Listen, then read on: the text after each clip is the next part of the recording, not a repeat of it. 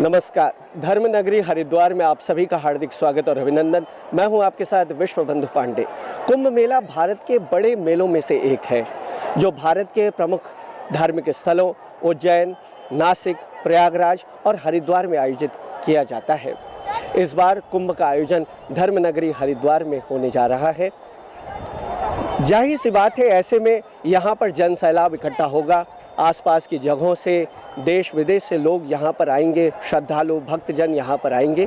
ऐसे में सुचारू यातायात व्यवस्था की अहम भूमिका रहेगी।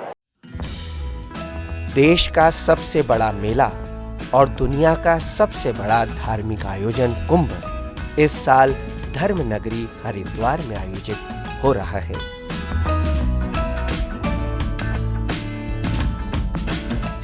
गौमुख से गंगा सागर तक देश की धरती को अपने पावन अमृत जल से अन्न धन और धर्म से हरा भरा करने वाली पावन गंगा में असीम आस्था से सराबोर लाखों करोड़ों श्रद्धालु और संत मोक्ष की डुबकी लगाने हरिद्वार आ रहे हैं। हम यहाँ यात्रा करने में आए थे, स्नान किया, गंगा जी में स्नान किया। पहले की अपेक्षा काफ़ी अनुभूति रही। इस तीर्थ में आकर के आनंद की अनुभूति हुई और जिससे अपना तन और मन हमने सब स्वच्छ किया, शुद्ध किया। उससे हमको एक उसकी अलौकिक अनुभूति की प्रतीत हो रही है। मैं अलीगढ़ से आई हूँ गाड़ी से और व्यवस्था यहाँ की अच्छी है। हम अपनी गाड़ी से आए हैं और यहाँ की व्यवस्था अच्छी है, पार्किंग की सुविधा सही है और सब जगह साफ सुथरा है, कोई आने में दिक्कत नहीं हुई। कोरोना के कारण सूने पड़े गंगा घाट आस्था और श्रद्धा में डूबे श्रद्धालुओं और संतों के आगमन से फिर से आबाद हो रहे हैं, जिससे स्थानीय दुकानदारों में खुशी की लहर है।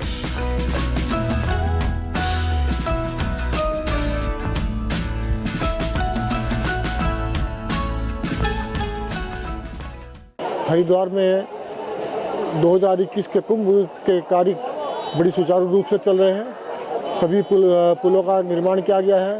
कुछ पुल जो है नए बनाए गए हैं, कुछ जो है अस्थायी बनाए गए हैं, जिससे पब्लिक को जो है हर तरह की सुविधा आने जाने में मिल सके। और सभी कार्य जो है सब गवर्नमेंट की तरफ से बहुत अच्छा प्रोग्राम चल रहा है। सभी पुराने तख्तों को हटाकर नए तख्तों का निर्माण किया गया है।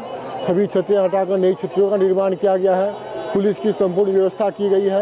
हर तरह कार्य बड़े सुचारू रूप से और बड़े नियमित रूप से किया जा रहा है। सरकार के प्रयासों से सड़कों के नवीनीकरण और चौड़ीकरण से यात्रियों को घंटों जाम की स्थिति से निजात मिलेगी। जाम वाले क्षेत्रों में फ्लाईओवरों के निर्माण से यातायात में अत्यधिक सुविधा प्राप्त होगी। साथ ही यात्रा का सुखद एहसास भी होता है। प्रकृति के साथ साथ फ्लाईओवरों के आसपास के इलाकों के सुरम्य नजारों को देखने का सुख भी मिलता है।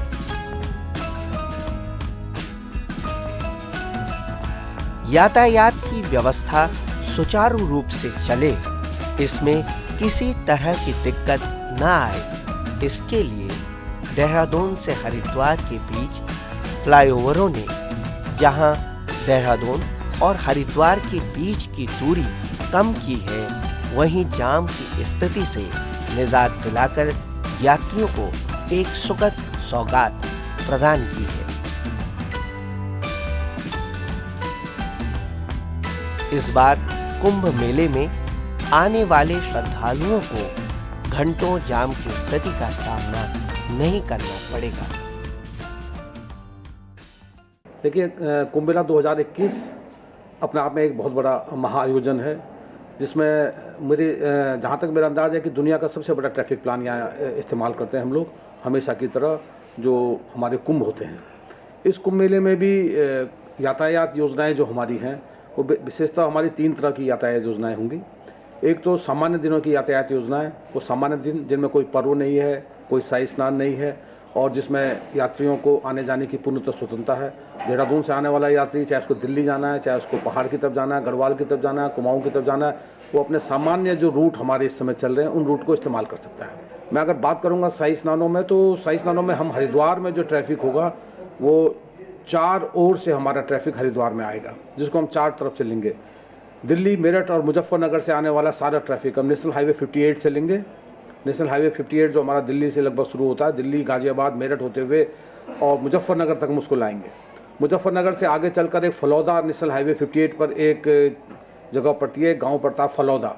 फलौदा से हम इस ट्रैफिक को डाइवर्ट करेंगे और पुरकाजी, लक्सर, लंडौरा होते हुए जगजीतपुर, हरिद्वार में लाएंगे, जहां हमारी 2 मुख्य पार्किंगें हैं, जो दक्षद्वीप पार्किंग और जगजीतपुर की हमारी पार्किंग है। तो हम इस पार्किंग में नेशनल हाईवे 58 से वो सारा ट्रैफिक लेके आएंगे जो ट्रैफिक दिल्ली, मेरठ, मुजफ्फरनगर की ओर से आएगा। यानी कि अगर राजस्थान, गुजरात और ये पूरा जो हमारा इलाका है, जो जहाँ के यात्री दिल्ली की तरफ से आएंगे, उनको हम नेशनल हाईवे 58 से लाएंगे और मेरठ, मुजफ्फरनगर होते हुए फलौदा से उसको नेशनल हाईवे 334 पर हम डाइवर्ट करेंगे और पुरकाजी, लंडौरा होते हुए, लक्सर होते हुए और जगजीतपुर में लाएंगे, जहां हमारी 2 बहुत महत्वपूर्ण पार्किंग है। सबसे बड़ी पार्किंग हमारी है दक्षद्वीप पार्किंग और जगजीतपुर पार्किंग। अगर इस मार्ग से हमारा लगभग 55% ट्रैफिक हमारा जो है 55%, 55% ट्रैफिक जो हमारा है इसी मार्ग से आएगा, इसलिए ये मार्ग बहुत व्यस्त रहेगा और बहुत ही इसमें भीड़ भाड़ रहेगी। पर्व स्नानों पे जो कि समय से आबद्ध होते हैं, जिनमें ये होता है कि पुण्य स्नान काल ये है, कोई समय निश्चित होता है, उसमें यात्री एक ही, श्रद्धालु जो है एक ही समय पे आते हैं, इसलिए इस पे कंजेशन हो सकता है, जाम की स्थिति हो सकती है। ऐसी स्थिति में हम नेशनल हाईवे 58 से आने वाला जो ट्रैफिक है हमारा दिल्ली से, उसको मेरठ से हम उसको डाइवर्ट करेंगे नेशनल हाईवे 119 पे। नेशनल हाईवे 119 जो मेरठ से और श्रीनगर, गढ़वाल की ओर जाता है, इस पे हम करेंगे। तो मेरठ से हम डाइवर्ट करेंगे मेरठ, मवाना, रामराज, बैराज होते हुए बिजनौर, बिजनौर से मंडावर, नगीना, मंडावली होते हुए हम नजीबाबाद की तरफ से उनको, नजीबाबाद रोड से हमको चिड़ियापुर लाएंगे और चिड़ियापुर से हमको गौरी शंकर में हमारी पार्किंग है, जो नदी के दूसरी तरफ चंडी टापू हमारा है, चंडी द्वीप की तरफ, चंडी पुल की तरफ हमारा जो एक गौरी शंकर एक पार्किंग है, ये हमारी बहुत बड़ी पार्किंग है गौरी शंकर में। यहाँ हम इस ट्रैफिक को लेके आएंगे। दूसरा डाइवर्जन अगर हमारा तब भी हमारा कंजेशन कम नहीं होता है, तो हम दूसरा डाइवर्जन जो है नेशनल हाईवे 58 पर मुजफ्फरनगर से करेंगे। मुजफ्फरनगर, जानसठ, मीरापुर होते हुए मंडावर और मंडावर से चिड़ियापुर होते हुए उनको भी हम गौरी शंकर पार्किंग में लाएंगे। तो जो 55% हमारा ट्रैफिक कुंभ में आएगा वो ये 3 तरह से हमारा आएगा। एक सीधा हमारा जगजीतपुर और दक्षद्वीप में आएगा, जो कि लक्सर होते हुए आएगा, और 2 हमारे मेरठ से और मुजफ्फरनगर से डाइवर्ट होके ट्रैफिक 119 से लेकर और फिर नजीबाबाद से उनको नेशनल हाईवे 74 पे लेकर हम अपने गौरी शंकर पार्किंग में डालेंगे। जो दूसरा हमारा जो महत्वपूर्ण रूट है वो हमारा सहारनपुर मार्ग है, पंजाब की ओर से, और एक बड़ा हिस्सा हरियाणा का, उत्तर प्रदेश का एक हिस्सा। जो सहारनपुर की तरफ से आते हैं उनको हम चिड़ियापुर से या गागलहेड़ी से डाइवर्ट करेंगे और भगवानपुर लेके आएंगे। भगवानपुर से उनको इमली खेड़ा, धनौरी होते हुए, पथरी पावर हाउस, सलेमपुर होते हुए BHEL मध्य मार्ग से लाते हुए हम इनको अपनी धीर वाली पार्किंग, हमारी एक बहुत बड़ी पार्किंग है BHEL में, उस पार्किंग में लेके आएंगे। यहाँ हमारी 3 पार्किंगें हैं, धीर वाली पार्किंग, एक सेक्टर 4-1 में जो हमारी नेहरू युवा केंद्र है उसके पास की पार्किंग है, एक गुरुद्वारे के पास की पार्किंग है, और एक पीठ बाजार सेक्टर 4 में हमारी पार्किंग है। इन पार्किंगों में हम कैटेगरी वाइज कॉन्ट्रैक्ट कैरीज बसें, रोडवेज की बसें जो हमारी धीरवाली में आएंगी, और छोटे वाहन, धीमी गति के वाहन अगर आते हैं तो इन पार्किंगों में हम उनको पार्क करेंगे। तो ये हमारी एक ये बहुत महत्वपूर्ण पार्किंग है, जिसमें हमारा लगभग 15% ट्रैफिक हमारा इसी रूट से आएगा हमारा। तीसरी पार्किंग जो हमारी, तीसरा जो रूट हमारा है नजीबाबाद का रूट है नेशनल हाईवे 74 से, यानी ईस्टर्न यूपी से जो भी हमारा ट्रैफिक आएगा, कुमाऊं की तरफ से हमारा जो भी ट्रैफिक आएगा वो नेशनल हाईवे 74 से होते हुए नजीबाबाद होते हुए आएगा, और नजीबाबाद से चिड़ियापुर होते हुए हम उसको हरिद्वार में शहर में ना लाते हुए 4.2 एक जगह है हमारी, जो कि हरिद्वार से 4.2 किलोमीटर पे एक माइलस्टोन है, उस माइलस्टोन से हम उसको डाइवर्ट करेंगे और गौरी शंकर पार्किंग में लेके आएंगे।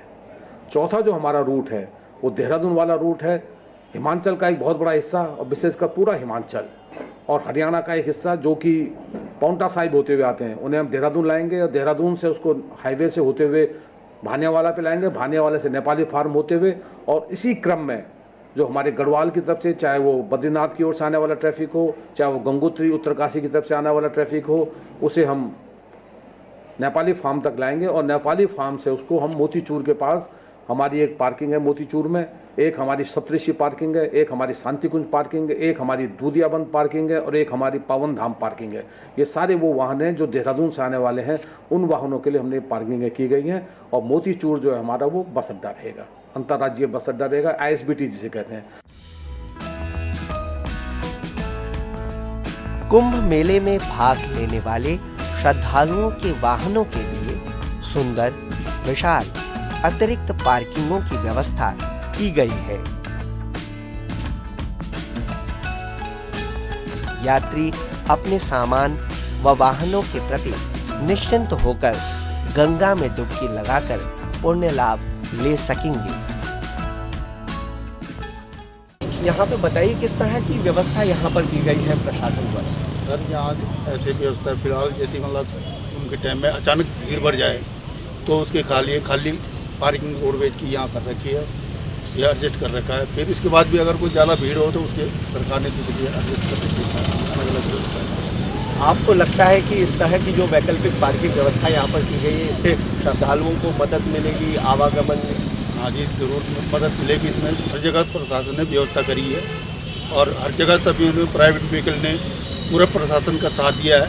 जब भीड़ पर बढ़ेगी इनको सवारी को एडजस्टमेंट कर कहाँ पहुँचाना है, क्या क्या करना, पूरे एडजस्टमेंट करके पूरी व्यवस्था प्रशासन की कर रही है।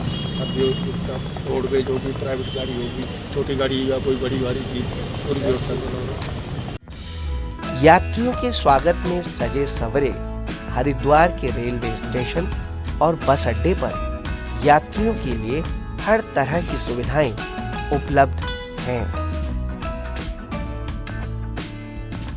हम जो है इसमें 5 ISBT जो है कुंभ मेले में बनाने जा रहे हैं, जिसमें से एक तो हमारा दक्षद्वीप में होगा, एक हमारा गौरीशंकर में होगा, एक हमारे धीरवाली में होगा, एक हमारा मोतीचूर में होगा, एक हमारा ऋषिकेश के हिसाब से चंद्रभागा में होगा और एक को हम जो है लक्सर में हम बना रहे हैं। क्योंकि हमारा जो रेलवे का जो ट्रैफिक प्लान है उसमें यात्रियों को हरिद्वार हम सीधा बोर्डिंग हरिद्वार में नहीं कराएंगे, ऐसे यात्रियों की बोर्डिंग हम ज्वालापुर या मोतीचूर या ऋषिकेश में कराएंगे। क्योंकि हरिद्वार के रेलवे स्टेशन को हम अभी जो है इवैक्यूएशन के हिसाब से खाली करने के, शहर को खाली करने के हिसाब से हम हरिद्वार के रेलवे स्टेशन का इस्तेमाल करेंगे। तो यहाँ से शटल बसों में AMU या DMU जो हमारी ट्रेनें चलती हैं, लोकल ट्रेनें, उनसे यात्रियों को लेकर हम लक्सर की ओर ले जाएंगे और लक्सर में हमारे एक अंतर्राज्यीय बस अड्डा होगा जहाँ से यात्री अपने बसों के द्वारा या ट्रेन के द्वारा अपने गंतव्य को जा सकेंगे।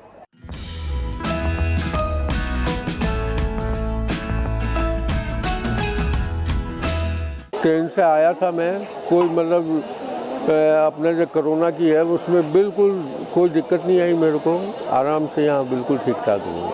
तो मैं उनकी अस्थियाँ यहाँ विसर्जन करने के लिए आई हूँ।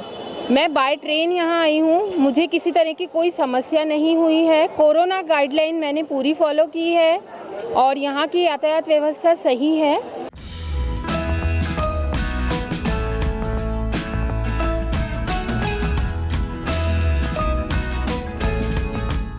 यहाँ पे हम रेल से व्यवस्था से आए थे गंगा स्नान के लिए। जो हर बार आते थे स्वच्छता और सफाई नहीं देखते थे, इस बार उससे बहुत बेहतर मिला सफाई, और गंगा स्नान और गंगा आरती भी हर बार से बेहतरीन मिला देखने के लिए। अभी तो ऐसे रेलवे में कोई दिक्कत आया नहीं, ना गंगा जी किनारे में नहाने वहाने में हर चीज़ की कमेटी की व्यवस्था बढ़िया थी।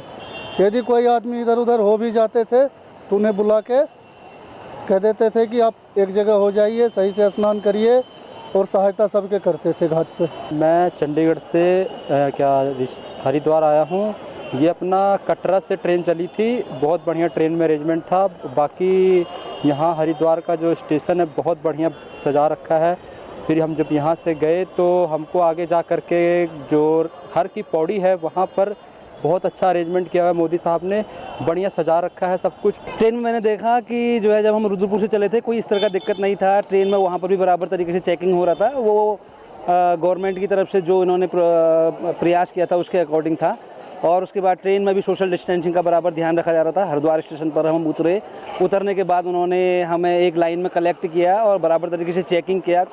जो यात्री यहाँ पर रुक रहे थे उनका कोरोना चेकिंग करके वो सैंपल कलेक्ट कर रहे थे, और सैंपल कलेक्ट करने के बाद वो यात्रियों को आराम से 10-15-20 मिनट के बाद में पास दे रहे थे। साफ सुथरी सड़कें, उन पर बनी रंग बिरंगी आकृतियां आस्था भाव में डूबे पवित्र मन को और अधिक श्रद्धा और उत्साह से भर देती हैं।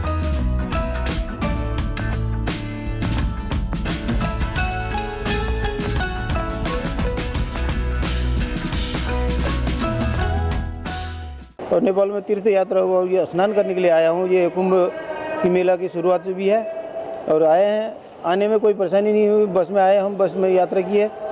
बस में अब हमें जो है वो सही आसान से हिसाब से आए। साफ़ सफाई तो पहले से बहुत अच्छी साफ़ सफाई हुई है।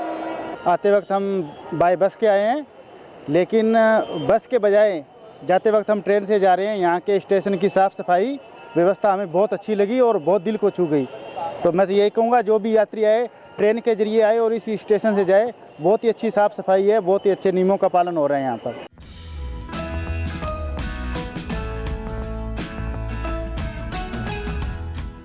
मैं चंडीगढ़ से आई हूँ। मुझे यहाँ हरिद्वार आने में बहुत अच्छा लगा। गंगा जी का स्नान बहुत अच्छी तरह से हुआ और यहाँ सुख सुविधा व्यवस्था बहुत अच्छी सी है। हम लोग का यहाँ उतरने के बाद में साफ़ सफाई भी काफ़ी अच्छा रहा और देखने में भी बहुत सुंदर लग रहा है। हम लोग होटल में ठहरे, सुबह जा कर के हम लोग गंगा स्नान भी किए और वहाँ पर भी साफ़ सफाई के मामले में बहुत ही अच्छा था और देखने में भी आनंद आया और स्नान करने में भी आनंद आया। माँ गंगे का आरती भी किए और प्रणाम किए, बहुत ही अच्छा लगा। हर की पैड़ी के घाट पर और आसपास के घाटों पर नया निर्माण किया गया है। सीढ़ियां नए पत्थरों से सजी हैं। आसपास साफ सफाई का काम हो रहा है।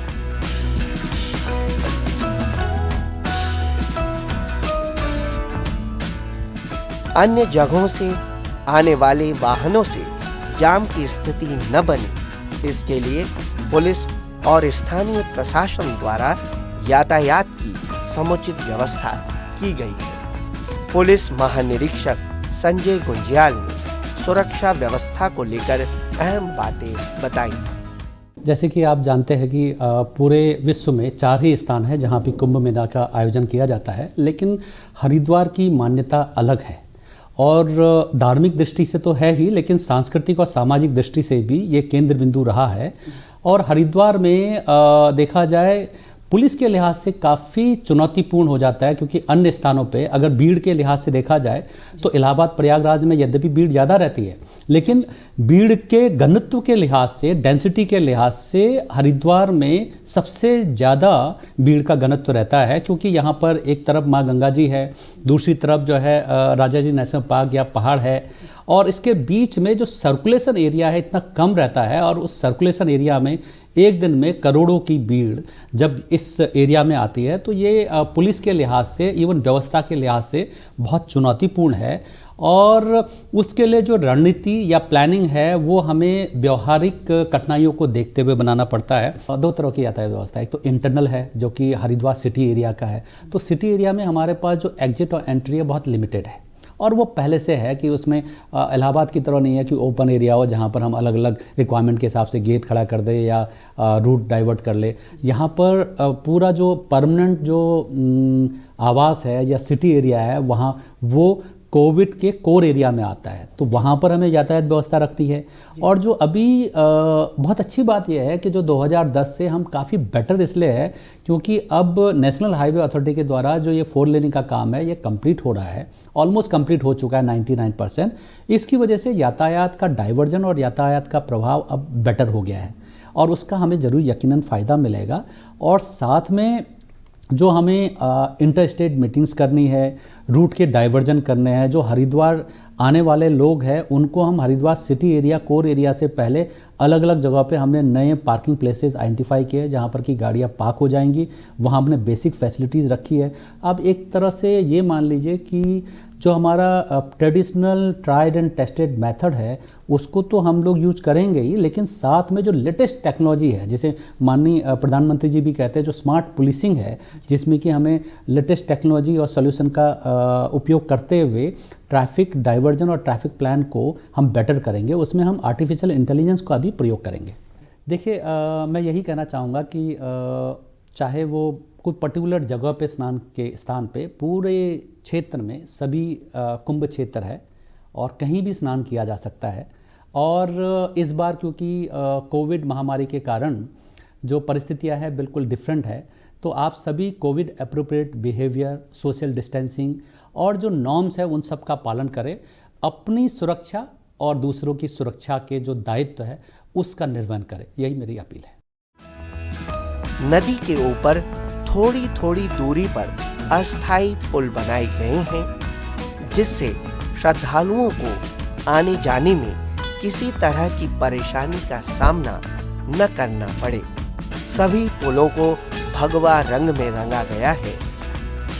इन पुलों पर ऐसे इंतजाम होंगे कि एक तरफ से लोग आएं और दूसरी तरफ से निकल जाएं। घाटों पर स्टील के केबिन बनाए गए हैं। कुंभ मेला अधिकारी दीपक रावत ने कुंभ की तैयारियों से जुड़ी जानकारी को साझा किया।